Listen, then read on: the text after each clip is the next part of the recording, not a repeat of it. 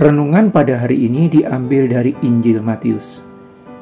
Demikian firman Tuhan yang disampaikan di dalam Matius 13 ayat 44 sampai 46. Hal kerajaan surga itu seumpama harta yang terpendam di ladang, yang ditemukan orang lalu dipendamkannya lagi.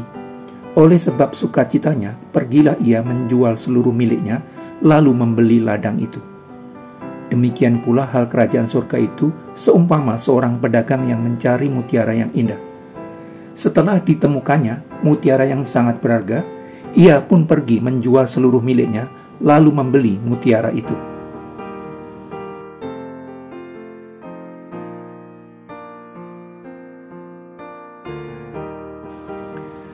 Harta adalah segala sesuatu yang dianggap sangat penting oleh seseorang atau sekumpulan orang.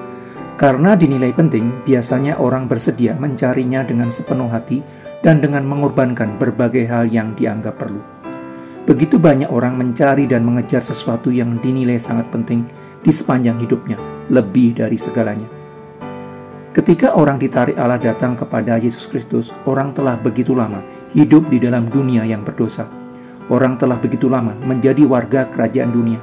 Orang telah terbiasa hidup dengan pola hidup kerajaan dunia yang menempatkan pencarian kenikmatan jasmani sebagai hal terpenting di dalam hidup karena dianggap sebagai kebahagiaan hidup. Karena begitu lama menjadi warga kerajaan dunia, berbagai nilai kerajaan dunia, apa yang dianggap penting dan berharga, telah membentuk identitasnya. Identitas adalah karakteristik khusus seseorang yang berkaitan dengan kualitas dan keyakinan yang dipegang, yang mengidentifikasinya dan membedakan dengan orang lain. Identitas merupakan ciri khas yang membuat seseorang unik. Identitas berfungsi sebagai struktur pengaturan diri yang memberikan makna dan arah hidup serta pengendalian diri. Identitas berfungsi sebagai kompas perilaku, memungkinkan individu mengarahkan diri mereka menuju masa depan dan menetapkan tujuan jangka panjang. Sebagai proses aktif, hal ini sangat mempengaruhi kapasitas individu untuk beradaptasi dengan peristiwa kehidupan dan mencapai keadaan tertentu. Identitas berasal dari ciri-ciri atau atribut yang mungkin sedikit atau tidak dapat dikontrol oleh individu, seperti latar belakang keluarga atau etnis. Identitas memberitahu orang siapa dirinya dan mengumumkan kepada orang lain siapa dirinya. Identitas selanjutnya memandu perilaku, membuat seseorang berperilaku sebagaimana yang diyakininya. Identitas sangat terkait dengan konsep diri dan citra diri. Identitas individu tidak hanya bersifat situasional, tetapi juga kontekstual, adaptif terhadap situasi. Meskipun bersifat cair, identitas seringkali terasa seolah-olah merupakan kategori stabil yang mendefinisikan seorang individu, karena identitas tersebut didasarkan pada pengertian terhadap dirinya sebagai manusia.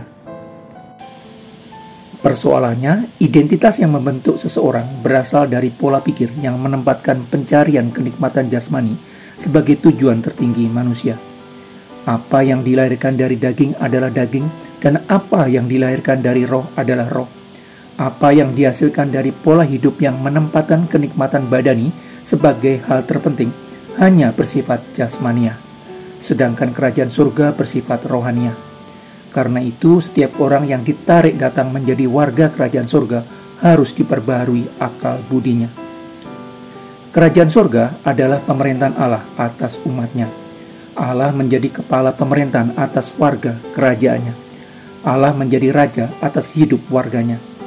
Kerajaan surga bukanlah berupa suatu wilayah tertentu yang terpisah dari kerajaan lainnya, di mana warganya tinggal dan bekerja.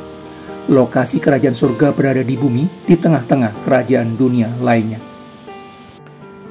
Kerajaan surga memiliki nilai, apa yang dianggap penting dan berharga, yang sangat berbeda, bahkan seringkali bertolak belakang dengan kerajaan dunia.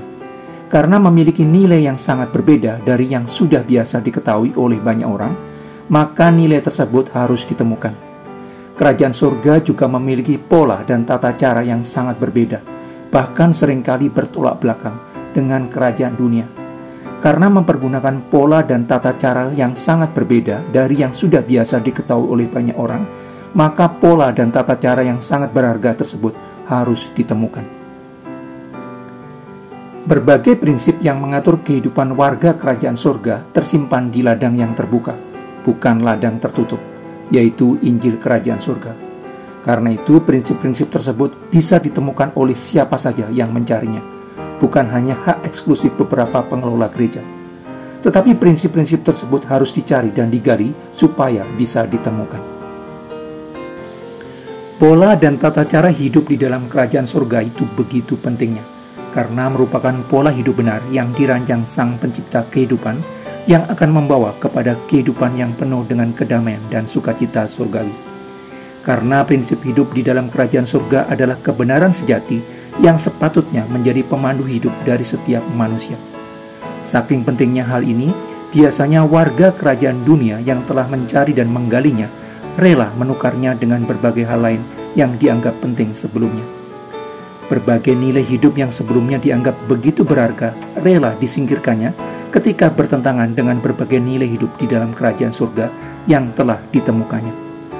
Pola hidup, tujuan, cara, dan prioritas hidup yang sebelumnya dinilai begitu berharga rela disingkirkannya ketika hal itu dinilai bertentangan dengan pola hidup di dalam kerajaan surga yang telah ditemukannya. Ketika menemukan dan menyadari begitu berharganya pola hidup di dalam kerajaan surga, orang percaya bisa mengatakan kepada Tuhan, "Datanglah kerajaanmu, jadilah kehendak-Mu di bumi seperti di surga."